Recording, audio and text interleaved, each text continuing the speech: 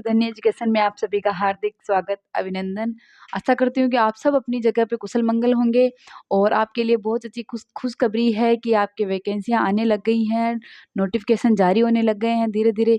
संस्कृत विभाग की तो आपके पहले से ही निकल चुकी हैं और अब और जो बच रही है वो 2024 के अंदर भर्तियों का दौर है, निकल के आ जाएगी आपके सामने, लेकिन उससे पहले आपको तैयार रहना पड़ेगा।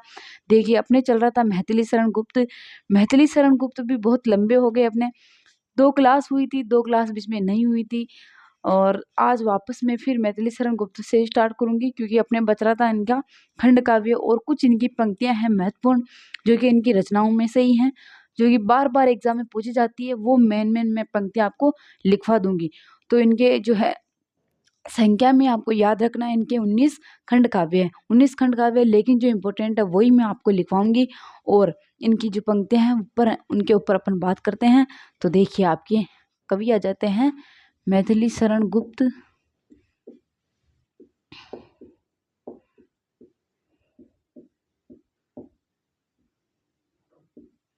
मैथिली शरण गुप्त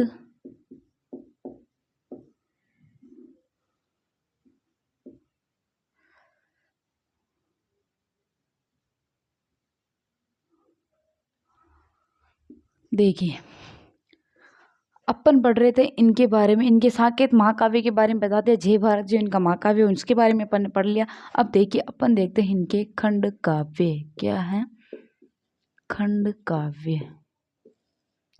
काव्य इनके 19 खंड काव्य हैं, जिनमें से इनका जो पहला खंड काव्य है वो आता है रंग में भंग। कौन सा आता है? रंग में भंग, जयद्रथ, भारत भारती, शकुंतला, बहुत सारे इनके खंड काव्य हैं जो मैं आपको टाइम सहित लिखवा देती हूँ ना। देखो, पहला इनका आता है रंग में भंग। कौन सा आता है? रंग में भंग। दूसरा जो आता है वो आता है जयद्रथ। कौन सा आता है? जयद्रथ। तीसरा आता है भारत भारती। कौन सा आता है? भारत भारती। और चौथा जो इनका आता है वो आता है किसान। कौन सा आता है दोस्तों? किसान। और पांचवा जो इनका आता है वो आता है शकुंतला। कौन सा आता है? शकुंतला। और छठा नंबर का जो इनका आता है वो आता है पंचवटी। कौन सा आता है? पंचवटी। देखिए, रंग में भंग 1909 ईस्वी, जयद्रथ 1910 ईस्वी, भारत भारती 1912 ईस्वी। क्या है? भारत भारती 1912 ईस्वी, किसान 1917 ईस्वी, शकुंतला 1923 ईस्वी और पंचवटी 1925 ईस्वी। क्या है? पंचवटी 1925 ईस्वी।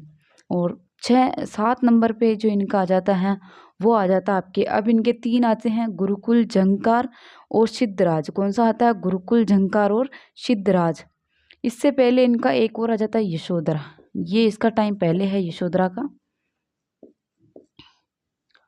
1932 ईस्वी। और 3 इनके जो हैं आ जाते हैं, देखो, रंग में भंग का ये पहले मैं आपको लिखा देती हूँ। ये इनका पहला खंड काव्य है ना, पहला खंड काव्य। और इसमें चित्तौड़ और बूंदी के जो राजा हैं उनका उल्लेख किया गया। क्या है? चित्तौड़ और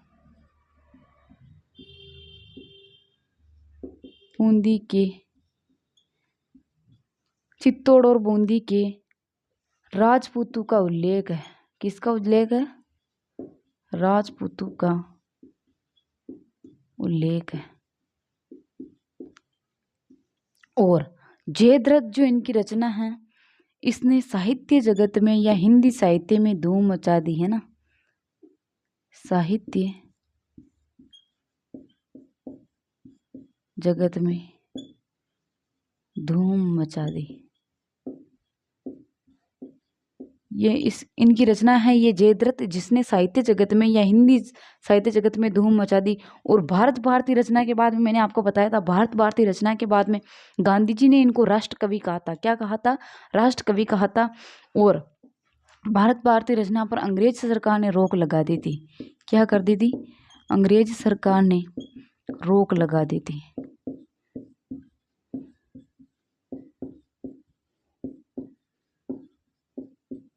और इस रचना के बाद इनको जेल भी जाना पड़ा। इस रचना के बाद या ये रचना करने के बाद इनको जेल भी जाना पड़ा। तो इस रचना के बाद इन्हें जेल जाना पड़ा ना। देखो, क्वेश्चन अगर बनाना चाहे एग्जामिनर तो कहीं से भी कैसे भी बना सकता है, लेकिन बस अपने को कोई ये जो है छोड़ना नहीं है। और यशोधरा में ये इनका साकेत जो महाकाव्य है, साकेत महाकाव्य के बाद प्रसिद्ध जो रचना है इनकी वो है यशोधरा। साकेत महाकाव्य के बाद प्रसिद्ध रचना कौन सी है? साकेत महाकाव्य के बाद प्रसिद्ध जो रचना है वो कौन सी है आपके? वो हो जाती है यशोधरा। देखिए, तो ये हो गए इनके खंड काव्य। क्या हो गए? खंड काव्य। पहला है इनका रंग में भंग 1909 ईस्वी, ये इनका पहला खंड काव्य है। चित्तौड़ और बूंदी की राजपूतों का इसके अंदर उल्लेख किया गया है। और जयद्रथ इस रचना ने साहित्य जगत में धूम मचा दी है ना। और भारतीय रचना के बाद अंग्रेज सरकार ने इस रचना पर रोक लगा दी और इस रचना करने के बाद इनको कहाँ जाना पड़ा? जेल जाना पड़ा। इसके बाद में आता है इनका किसान। कौन सा आता है? किसान। उसके बाद में आता है शकुंतला 1923, पंचवटी 1925, यशोधरा 1932।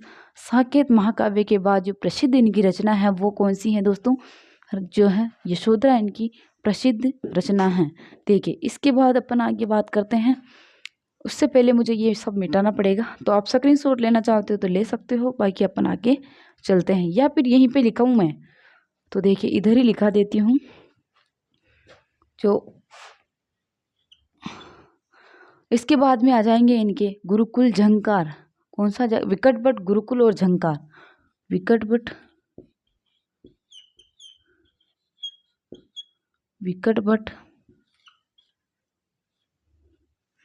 गुरुकुल, आगे लिखा देती हूँ 9 नंबर है ना, गुरुकुल और 10 नंबर है झंकार। इन तीनों का जो टाइम है ना वो है 1936 ईस्वी। याद रखना, तीनों का टाइम है 1936 ईस्वी। तीनों का ही टाइम है। विकट भट, गुरुकुल, झंकार, तीनों का टाइम है 1936 ईस्वी। इसके बाद जो इनकी रचना आती है द्वापर और सिद्धराज, 11 और 12 नंबर आती हैं। द्वापर और सिद्धराज। इसके बाद में जो आता है 12-13 नंबर, नहुस इनका खंड काव्य आ जाता है, जिसका टाइम है 1940 ईस्वी। क्या है? 1940 ईस्वी इसका टाइम आ जाता है। और इनकी जो ये रचना है इन तीनों का टाइम आ जाता है, सॉरी, इनका टाइम 1929 ईस्वी आ जाता है, 1929 ईस्वी। और इन दोनों का जो टाइम है वो आ जाता है 1936 ईस्वी। क्या आ जाता है? 1936 ईस्वी। और उसके बाद में जो इनका नहुस काव्य है उसका आ जाता है 1940 ईस्वी। फिर आ जाता है इनका विष्णुप्रिय, काबा करबला और विष्णुप्रिय और काबा करबला ना। 14 नंबर पे आ जाता है विष्णुप्रिय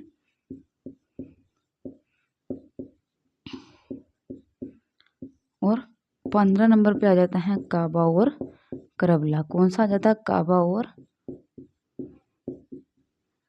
देखिए ये हो गए इनके 19 है खंड काव्य तो। लेकिन जो है वो जो इम्पोर्टेंट है वो मैंने आपको लिखा दी। और काबा और करबला और विष्णुप्रिया, काबा करबला का टाइम है 1957 ईस्वी। क्या है? 1957 ईस्वी। देखो ये हो गए इनके जो है खंड काव्य। क्या हो गए? खंड काव्य।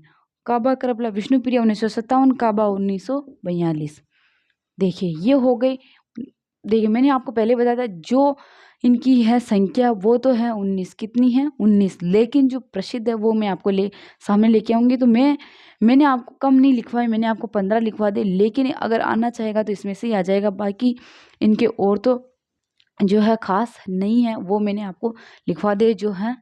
देखिए पहला इनका आता है रंग में भंग 1909 ईस्वी, जयद्रथ 1910 ईस्वी, भारत भारती 1912 ईस्वी, किसान 1917, शकुंतला 1923, पंचवटी 1925, यशोधरा 1932, विकट भट्ट, गुरुकुल झंकार, ये तीनों का टाइम है 1929 ईस्वी। उसके बाद है द्वापर और सिद्धराज का, दोनों का टाइम 1936 ईस्वी, नहुस 1940 ईस्वी, और उसके बाद में आ जाता है विष्णुप्रिया 1957 ईस्वी, और उसके बाद में आ जाता है काबा और करबला 1942 ईस्वी। तो ये हो गए इनके खंड काव्य। फटाफट से स्क्रीनशॉट ले लीजिए, फिर अपन इनके जो है पंक्तियों के ऊपर बात करते हैं। इनकी प्रसिद्ध पंक्तियां कौन कौन सी है देखिए। इनकी जो प्रसिद्ध पंक्तियां वो हैं, पहली है इनकी अबला जीवन हाय, अबला जीवन तुम्हारी यही कहानी, आंचल में है दूध और आंखों में है पानी। फिर है सखी वो मुझसे कहकर जाते, ये दोनों जो है इनकी यशोधरा से ली गई है। और एक है इनकी पंचवटी से ली गई है, चारू चंद्र की चंचल किरणें खेल रही जल थल नभ में। ये तो प्रसिद्ध है क्योंकि ये अलंकार वगैरह में, शब्द शक्ति में भी बहुत जो है ये पंक्ति पूछी जाती हैं। चारू चंद्र की चंचल किरणें खेल रही जल थल नभ में, है ना। तो ये इनकी पंक्तियां हो जाएगी। फटाफट से मैं आपको लिखवा देती हूँ इनकी पंक्तियां, क्योंकि बहुत बार एग्जाम में पूछी गई हैं। मैं चाहती हूँ कि कहीं से भी आपके नंबर नहीं कटे बस। तो देखिए, यशोधरा से ली गई है इनकी एक दो पंक्तियां जो मैं लिखा रही हूँ। कौन सी है? अबला जीवन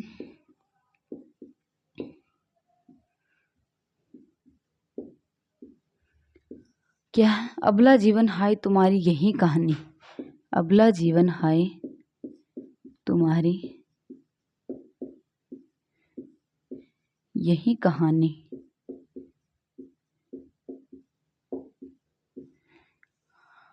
आंखों सॉरी आंचल में है दूध,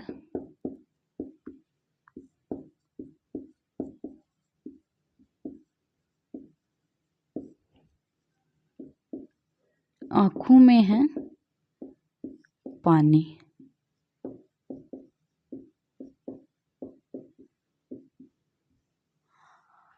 आंखों में है दूध और सॉरी आंचल में है दूध और आंखों में है पानी। और दूसरी जो इनकी पहली ये हो जाए, दूसरी इनकी हो जाती है सखी वो मुझसे, यही लिख देती हूँ, सखी वो मुझसे कहकर जाते हैं।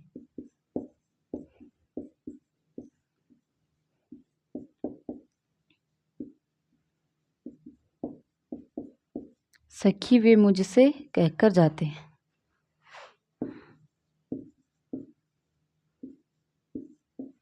ये इनकी दूसरी पंक्ति है। ये दोनों ही यशोधरा से ली गई है। किससे ली गई है? यशोधरा इनकी रचना से ली गई है। फिर इनकी जो है वो आ जाती है एक इनकी पंक्ति, ये पंचवटी, अभी मैंने आपको बताई थी पंचवटी इनकी रचना है, जिससे ली गई है चारू चंद्र की चंचल किरणें खेल रही जल थल नभ में। चारू चंद्र की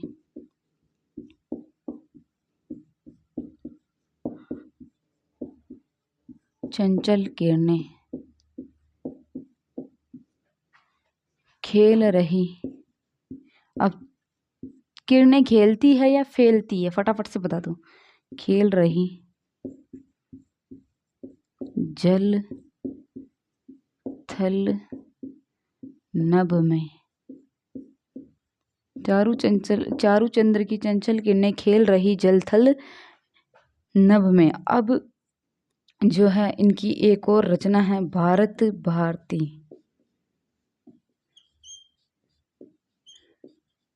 भारत भारती से जो इनकी ली गई है, केवल मनोरंजन न कवि का कर्म होना चाहिए, हम कौन थे? केवल मनोरंजन न कवि का कर्म होना चाहिए, केवल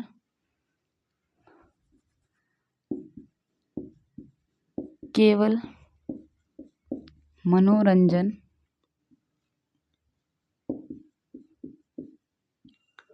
केवल मनोरंजन न कवि का कर्म होना चाहिए। ये इनकी है जो रचना भारत भारती उससे ली गई है, उसकी पंक्ति है ना। केवल मनोरंजन न कवि का कर्म होना चाहिए। फिर है हम कौन थे क्या हो गई, क्या है? हम, देखो ये एक नंबर ये दो नंबर है ना, लगा लेना। हम कौन थे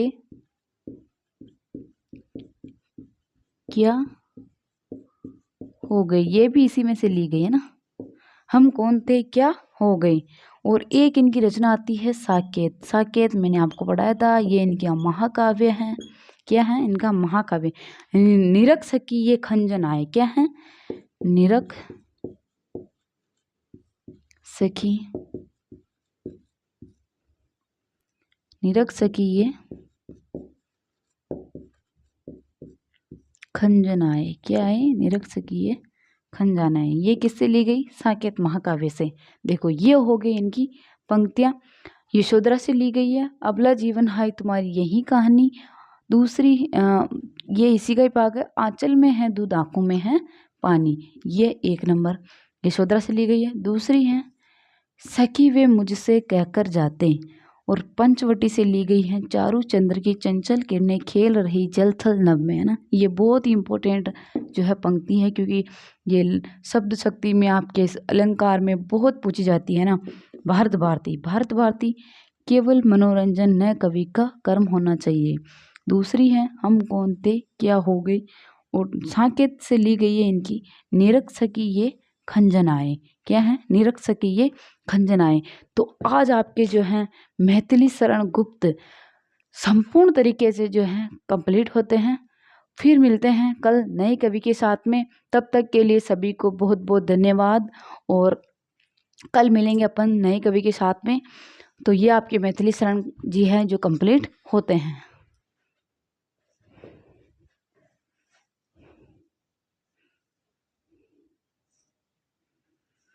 यार घड़ा नाम लिखे मार